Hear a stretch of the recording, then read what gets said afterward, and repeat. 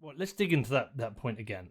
I'm going to quote you again. The great debt jubilee is coming, and it will later be known as hyperbitcoinization. Let's dig straight into that. So I think it's a good place to finish off because it's now people listen to this. It's a range of people. We're gonna have like absolute Bitcoin heads who put all their money in, and like crazy psycho Bitcoiners, and they get it right. They're in, and we got some people who've maybe been in for like a couple of years, and maybe they got like a good chunk of Bitcoin, and they're like, oh, but it went up to 60 and it's come down to 30. I'm a bit worried. And then we've got the people who are just brand new. They're basically underwater with their Bitcoin right now, and they think, what the fuck have I done? I should have bought Dogecoin. Like, let's kind of like set the record straight here. Explain, Dylan, what this great debt jubilee is, like how it's going to play out, how you think it may play out, and why Bitcoin is the answer. Yeah, so I mean, there's a couple different ways it plays out, or could play out. There could be like Greg said, this large contagion event, deleveraging, and there will be. But the thing that you have to think about is how does it play out after that? And in my opinion, it probably plays out with central banks, governments around the world monetizing everything. Like the Fed balance sheet in 2030, who knows? It might be $100 trillion. And so a great debt jubilee essentially is creditors getting their wealth wiped out in real terms, right? You're going to get paid back on your 30-year or your 10-year government treasury, but what is that value going to be worth? Well, I don't know, but in my opinion, and mathematically speaking, it's most likely, most definitely, a lot less.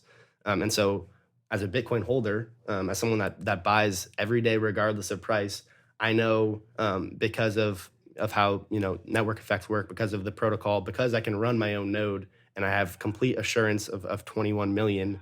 I know that honestly the volatility of Bitcoin for me is zero. Like Bitcoin's my unit of account. Like volatility doesn't matter to me. And so, obviously that's like a tough mental switch to have, but hyper Bitcoinization is essentially that process happening around the globe, and it happens one by one, and day to day it can it's like almost like painful sometimes, like it's happening slow, or why can't people get it?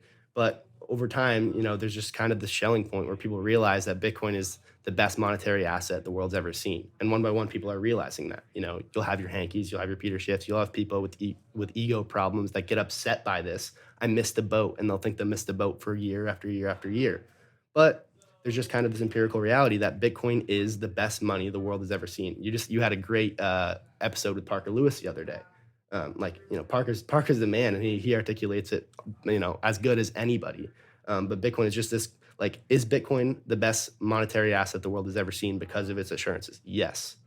Well, I mean, essentially, you can almost end the conversation there. There's a lot more to it. There's a lot of nuance, and how does this play out? Well, you can understand that, or think you understand that, or not. But the reality is that Bitcoin will outcompete every other money going forward. And so, if you're just accumulating Bitcoin on, in cold storage or on your balance sheet, you're going to be okay. And your real wealth over the long term is going to be protected. And at this point, during the monetization process, is going to increase 10, 100, 500 fold maybe.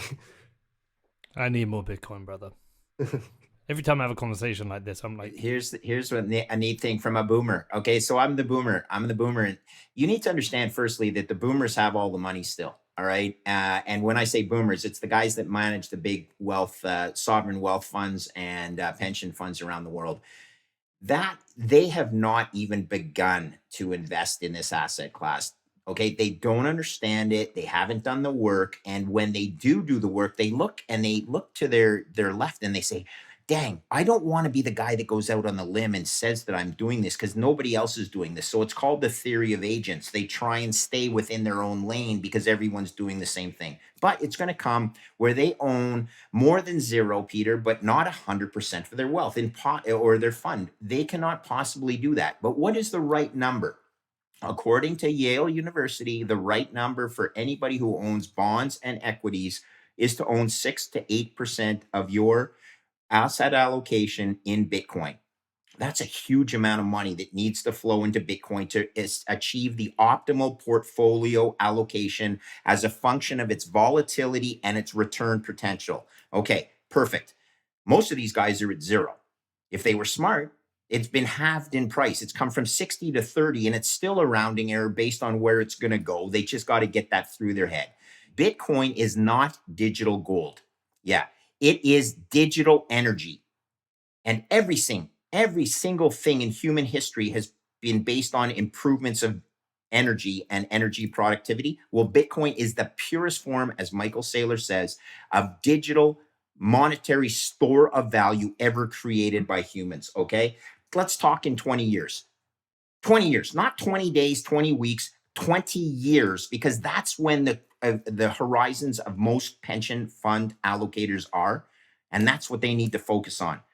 It's empirical reality, quote unquote, Dylan LeClair, sub 20-year-old. Are you 20 yet, Dylan? I think you were 19 when I last met you. So, Yeah, 20 years old. okay, buddy, I'm 3 times your age. Fuck, Okay. man. I'm 3 times your age, and you're I'm 3 twice your times age. smarter It's than me. bullshit. You are 3 times smarter Yeah. than me, and I love you because you are going to rescue the world. Because my generation is the most selfish generation ever put on earth, because we're too afraid to take a loss, and we need to be coddled. And God forbid we ever had to go fight a war right now.